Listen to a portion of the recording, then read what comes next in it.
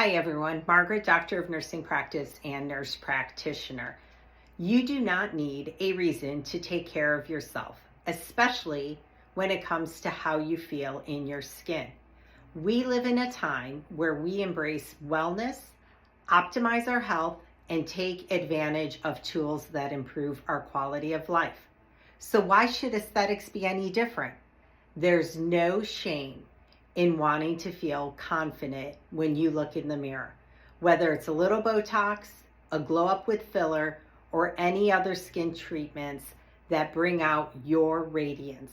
It's all about enhancing what already makes you, you. Self-care comes in many forms. If yours includes a syringe of filler, PRP, or PDO threads, that's perfectly valid. Let me help you feel the way you want to feel.